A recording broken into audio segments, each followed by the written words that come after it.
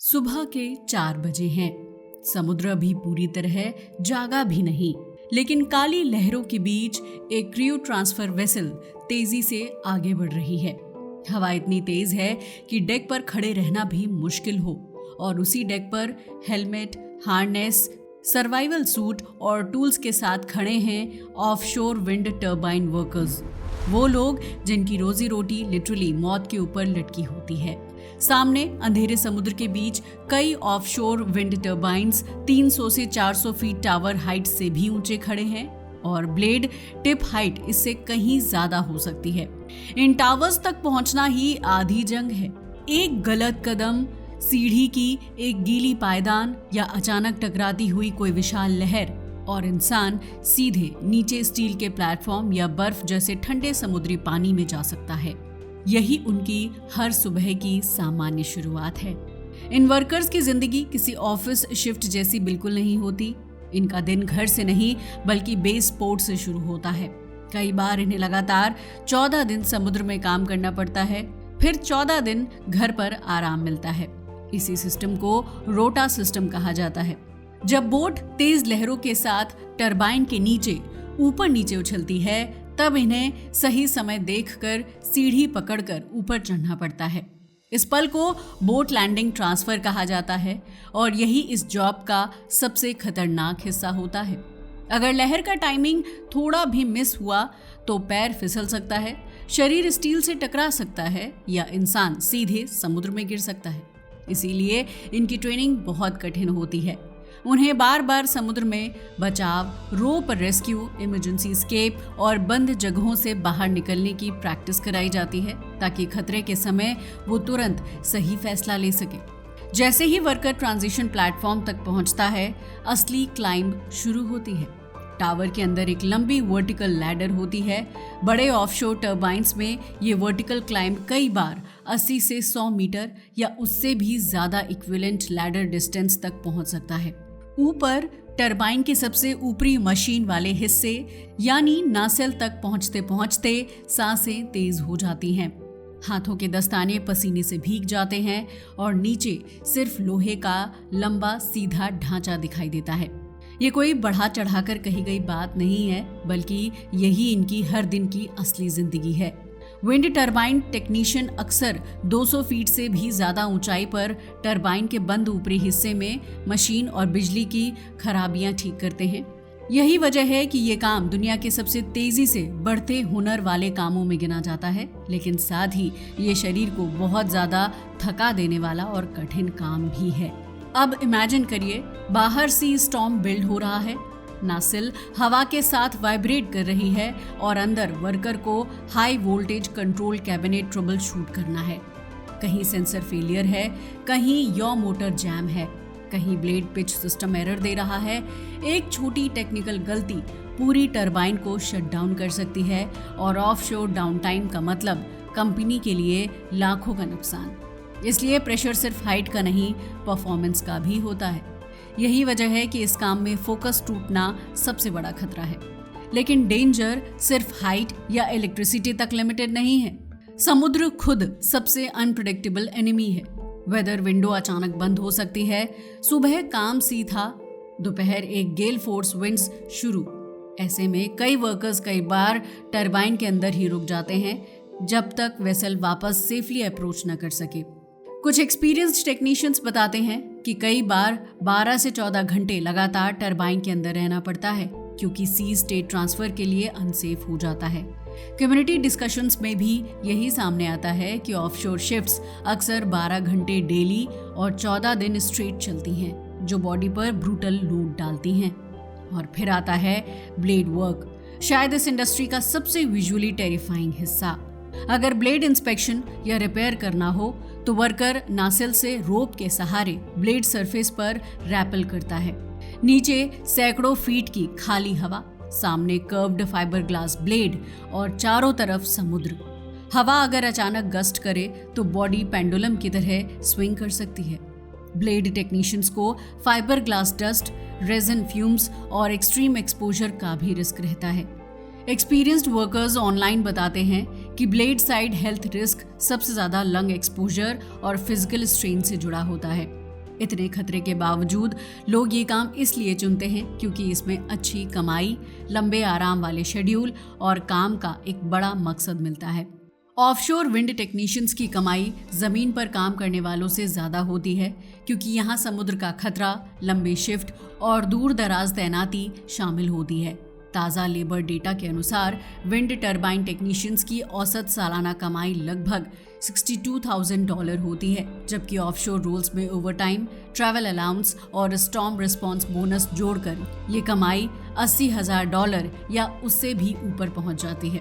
अनुभवी स्पेशलिस्ट या जो लोग हैवी ओवरटाइम करते हैं उनकी कमाई इससे भी काफ़ी ऊपर जा सकती है। वहीं कुछ यूरोपियन ऑफशोर कॉन्ट्रैक्ट्स में 14 दिन समुद्र में काम और 14 दिन घर रहने वाले सिस्टम पर एक्स्ट्रा अलाउंसेस के साथ महीने की कमाई $4,000 से $6,000 या उससे ज़्यादा पहुंच जाती है। इसलिए कई लोगों के लिए ये सिर्फ नौकरी नहीं बल्कि कम समय में ज़्यादा कमाई और लंबे ब्रेक वाली लाइफस्टाइल बन जाती है। लेकिन इस कमाई के पीछे एक छुपी हुई कीमत भी होती है, शरीर की टूट फूट। रोज ऊंची सीढ़ियां चढ़ना, भारी टूल्स उठाना, तेल के ड्रम और हाइड्रोलिक पार्ट्स संभालना, अजीब एंगल्स में झुककर काम करना, नमक से जमी जंग साफ करना और इमरजेंसी रिपेयर्स करना, ये सब धीरे धीरे घुटनों, कंधों, कमर और हाथों की पकड़ पर असर डालते हैं। इसी वजह से कई टेक्नीशियंस अपने 30s में ही महसूस करने लगते हैं कि शरीर पहले जैसा साथ नहीं दे रहा। ऑफशोर विंड वर्कर्स पर हुई एक स्टडी में भी पाया गया कि लगातार लैडर क्लाइंबिंग, मैनुअल हैंडलिंग और ऑकवर्ड पोस्चर्स की वजह से बॉडी पेन और मसल स्ट्रेन बहुत कॉमन है। रेडिट और फील्ड डिस्कशंस में भी कई लोग खुलकर बताते हैं कि दिन में कई बार टावर चढ़ना और 10 से 16 घंटे तक बड़े पार्ट्स बदलने का काम शरीर को जल्दी थका देता है। कई टेक्नीशियंस कहते हैं कि सबसे ज़्यादा असर लोअर बैक, शोल्डर्स और ग्रिप स्ट्रेंथ पर पड़ता है। यानी बाहर से ये जॉब जितनी हाई पेइंग दिखती है, अंदर से उतनी ही शरीर से कीमत वसूलने वाली नौकरी है। मानसिक दबाव भी यहाँ कम नहीं होता क्योंकि समुद्र के बीच लगातार अकेलापन इंसान के ध्यान, नींद और तनाव सहने की क्षमता पर असर डालता है। कई वर्कर्स पूरे 2 हफ्ते परिवार से दूर रहते हैं, जिससे मन पर अलग दबाव बनता है। ऊपर से इमरजेंसी कॉल्स, खराब मौसम की देरी और अचानक आने वाले फॉल्ट अलार्म्स की वजह से नींद का साइकिल बार बार बिगड़ जाता है। कई बार रात में तूफान के बाद अगर टरबाइन बंद हो जाए तो अगले दिन का इंतजार नहीं होता, उसी समय तुरंत निकलकर फॉल्ट ठीक करना पड़ता है। हर बार टावर पर चढ़ने से पहले वर्कर अपने मन में एक एक चीज चेक करता है। सेफ्टी बेल्ट सही लगी है या नहीं, दोनों सेफ्टी हुक्स लॉक्ड हैं या नहीं, रेस्क्यू किट तैयार है या नहीं और रेडियो में बैटरी है या नहीं, क्योंकि इस काम में छोटी सी गलती भी पल भर में बड़ी दुर्घटना बन सकती है। फिर भी इस काम में एक अलग ही गर्व छिपा होता है जब वही टेक्नीशियन टरबाइन के ऊपरी हिस्से का हैच खोलकर सूर्योदय देखता है, नीचे अंतहीन समुद्र, चारों तरफ घूमते विशाल ब्लेड्स और क्षितिज पर फैलती सुनहरी रोशनी।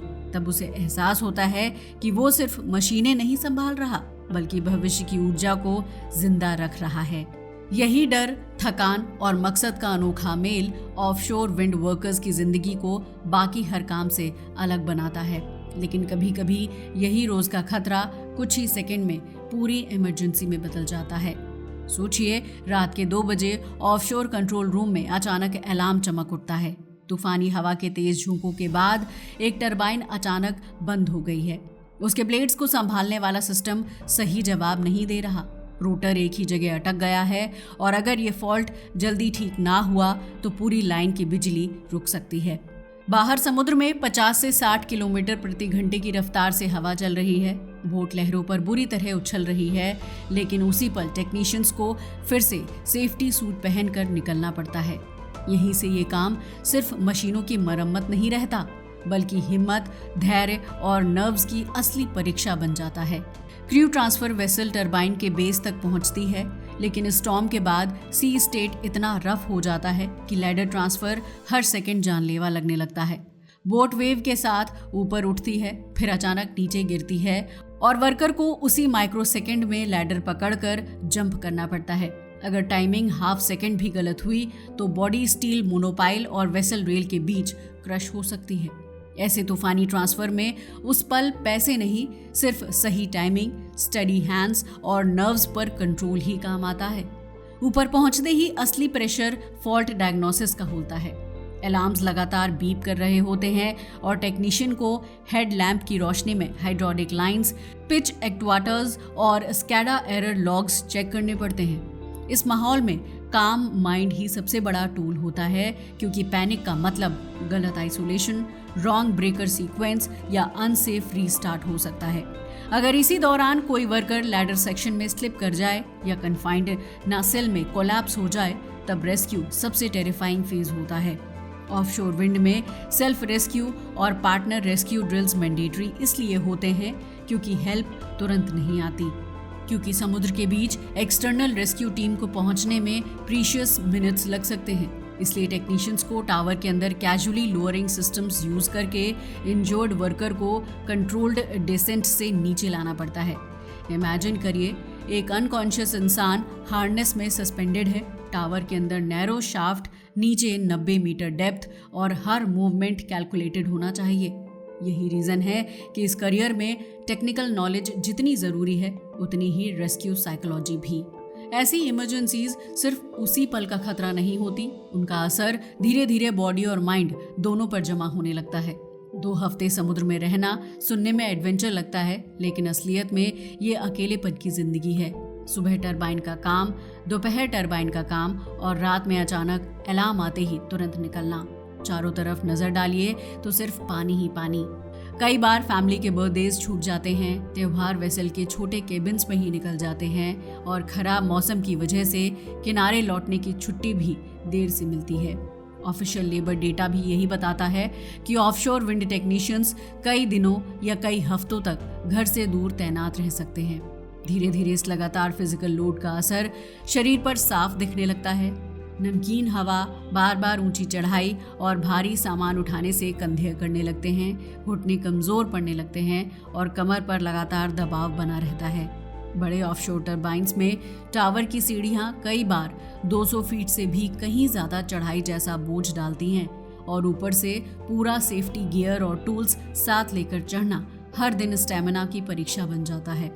यही वजह है कि कई टेक्नीशियंस 5 से 10 साल बाद फील्ड वर्क छोड़कर control room, SCADA monitoring, supervisory या ट्रेनिंग रोल्स में चले जाते हैं, क्योंकि पैसे के साथ साथ शरीर की टूट फूट भी जल्दी महसूस होने लगती है। फिर भी बहुत लोग ये काम छोड़ नहीं पाते, क्योंकि इसमें एक अलग ही खिंचाव होता है। ऐसी जगह पर समस्या सुलझाने का रोमांच, जहाँ छोटी गलती भी बड़ा नुकसान कर सकती है। जब तूफान के बाद वही टरबाइन फिर से घूमना शुरू करती है, ब्लेड्स दोबारा हवा पकड़ती हैं और कंट्रोल सिस्टम पर हरी सिग्नल वापस जल उठती है, तब टेक्नीशियन को एहसास होता है कि उसने सिर्फ एक मशीन नहीं बल्कि भविष्य की ऊर्जा को फिर से गति दी है।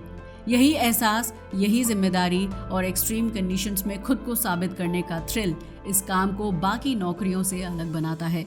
इसी वजह से कई लोग शरीर की थकान, अकेलेपन और खतरे के बावजूद कई साल तक इसी फील्ड में बने रहते हैं। लेकिन इस इंडस्ट्री की सबसे दिलचस्प बात यह है कि लोग यहाँ सिर्फ पैसों के लिए नहीं टिकते।